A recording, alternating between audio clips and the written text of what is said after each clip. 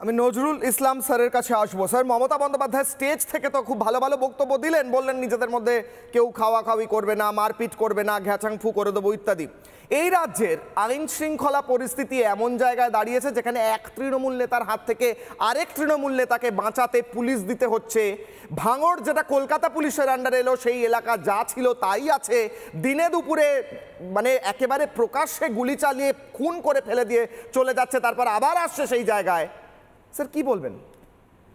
আপনাকে একটা প্রশ্ন দিয়ে আমি আমার কথা শুরু করছি। এই মমতা ব্যানার্জি সভা থেকে যে কথাগুলো বলেন আপনারা বিশ্বাস করেন? তাহলে আমি আর একটা আপনাকে দেখাতে বলবো। বগটুয়ের ঘটনা আপনাদের মনে আছে? একদম মার্চ মাসের ঘটনা, 22 সালে খুব সম্ভবত। ওখানে গিয়ে তিনি কি বলেছিলেন? যে যাদের কাছে বোমা আছে, গুলি আছে, বন্দুক আছে, সব উদ্ধার করতে হবে। একদম বলেছেন। পুলিশের লোকেরা যারা করবে তাদের পুলিশে থাকবে, আর যারা করবে না, ফুর্তি করে বাড়বে, তাদের পুলিশে থাকার দরকার নাই। আচ্ছা, আপনি আমাকে বলুন, এই বোমাগুলি উদ্ধার না করার জন্য একজন পুলিশের চাকরি গিয়েছে? আপনি দেখাতে পারবেন না। আপনি কালীগঞ্জের তামান্নার কথা তো মনে আছে?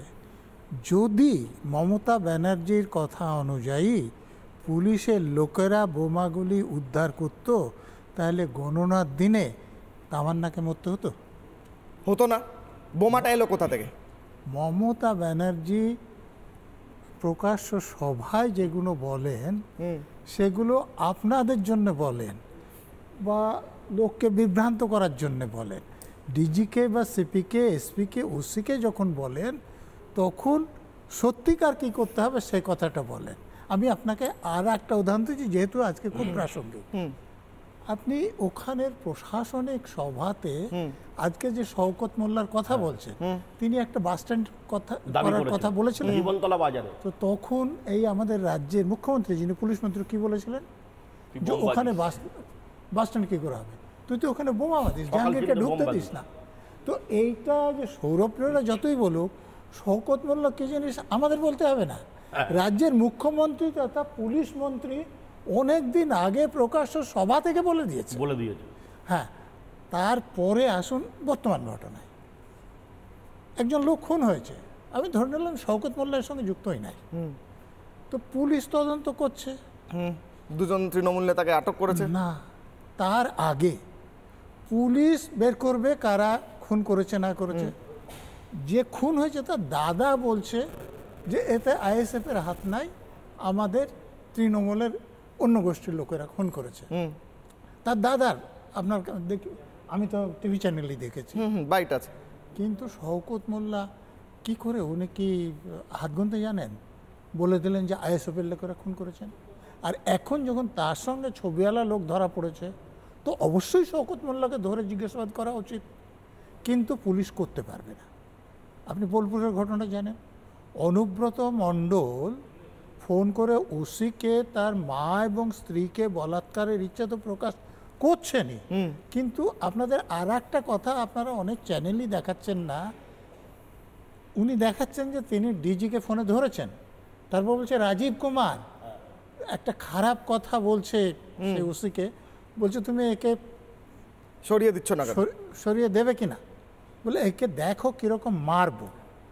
তো একজন শাসক দলের নেতা ডিজিকে বলছে যে একে সরাবে কিনা, একে কিন্তু আমি মারবো। যদি তাকে ফোনে কানেক্ট করার পর এরকম কথা কেউ বলতে পারে, তার মধ্যে তদন্ত হওয়া উচিত কিনা বলুন। যদি কানেক্ট না করে বলেন তাহলে তদন্ত হওয়া উচিত, গ্রেফতার হওয়া উচিত কিনা।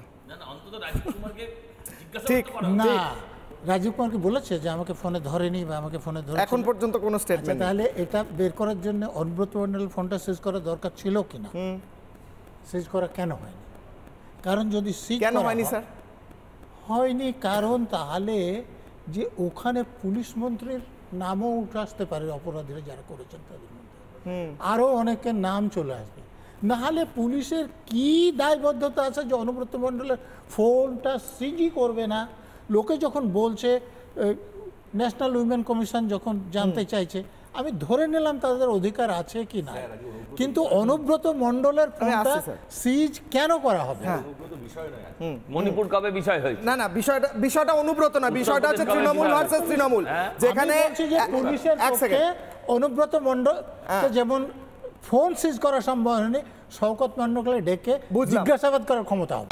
নানা ধরনের কন্টেন্ট দেখার জন্য লাইক করুন, শেয়ার করুন আমাদের ফেসবুক পেজ, সাবস্ক্রাইব করুন আমাদের ইউটিউব চ্যানেল। পাশাপাশি অন্যান্য ব্রেকিং নিউজের জন্য অবশ্যই চোখ রাখুন রিপাবলিক বাংলায়।